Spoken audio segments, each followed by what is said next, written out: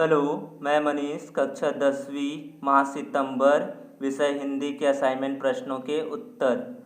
प्रश्न पहला है, सोन और नर्मदा की प्रणय कथा को लिखिए।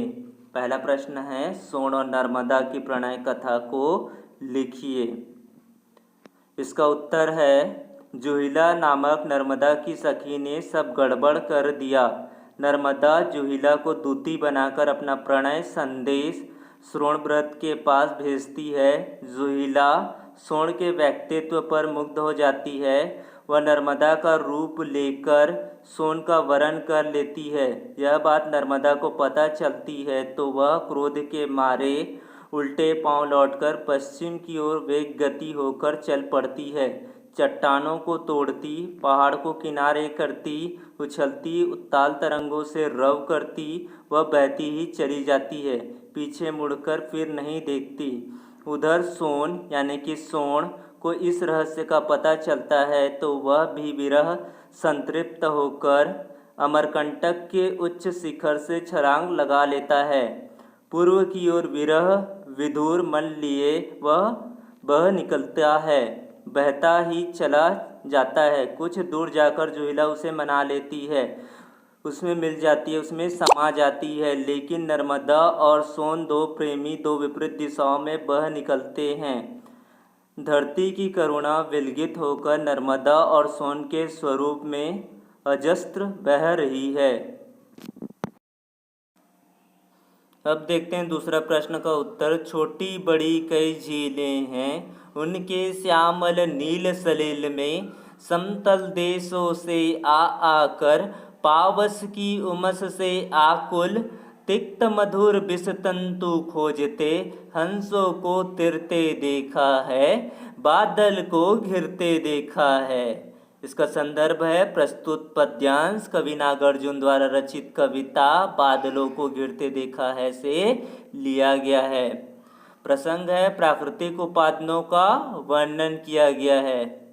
व्याख्या होगा, कवि कहते हैं कि इस श्वेत हिम पर्वत पर छोटी बड़ी झीलें हैं। उन झीलों के काले नीले जल में विभिन्न स्थानों से आए पक्षी कीड़े मकोड़ों को खोजते दिखाई देते हैं, बादलों को घिरते और उन झीलों में हंसों को तैरते हुए कवि ने देखा है। विशेष होगा, शब्द मैत्री है, भाषा संस्कृत निष्ठ है, अनुप्रास अलंकार है तथा गीतात्मकता दिखाई देती है। प्रश्न क्रमांक तीसरा है, बादल को घिरते देखा है। कविता के प्रकृति चित्रण का आप 4 बिंदुओं में वर्णन कीजिए।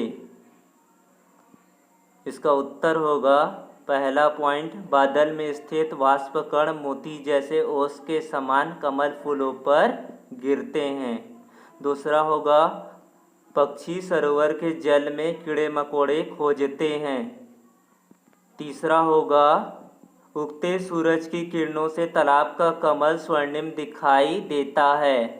चौथा होगा, रात भर अलग रहने वाले चकवा चकई का सुबह क्रंदन बंद हो जाता है। अब देखते हैं चौथा प्रश्न। अमरकंटक ने नर्मदा को जन्म देकर भारत को वरदान दिया है, ऐसा क्यों कहा गया है? कोई 4 तर्क देकर अपने विचार लिखिए। इसका उत्तर होगा, पहला पॉइंट, अमरकंटक से निकली नर्मदा नदी मध्य भारत की सबसे बड़ी नदी है। इसके किनारे पर असंख्य आम, जामुन और सरई के पेड़ हैं। दूसरा पॉइंट होगा, ऋषि मुनियों की यह तपोभूमि है।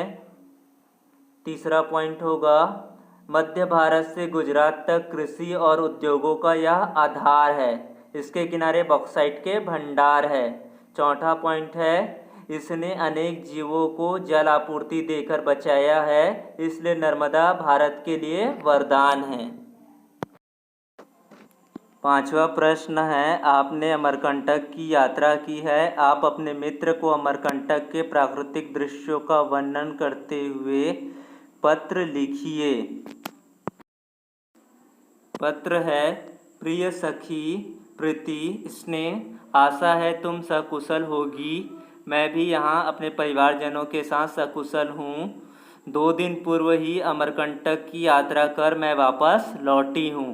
शुरुआत में हम पेंडा रोड पहुँचे। वहाँ से अमरकंटक का रास्ता सघन वन प्रांत से होकर जाता है। यहाँ रोड के किनारे सरई के सघन पेड़ दिखाई पड़ रहे थे और हमें रास्ते में मैकाल पर्वत भी दिखाई पड़ा। अमरकंटक पहुँचने पर हम नर्मदा का उद्गम स्थल पर भी गए। उसके आसपास बहुत से मंदिर स्थित है। चारों ओर मंदिरों से घिरा यह स्थल संपूर्ण शरीर में नई स्फूर्ति का संचार करती है। साथ ही साथ हमें सोन नदी और नर्मदा नदी की प्रेम गाथा का पता चला। सोन नदी का भी उद्गम स्थल यही है। यहाँ का प्राकृतिक दृश्य बहुत ही सुंदर है जो मन को मोह लेता है। तुम्हारी छुट्टी कैसी बीती इसका उल्लेख अपने पत्र में अवश्य करना। चाचा चाची को प्रणाम कहना। नीचे अपना नाम लिखना है। Thanks for watching my video. Please subscribe here.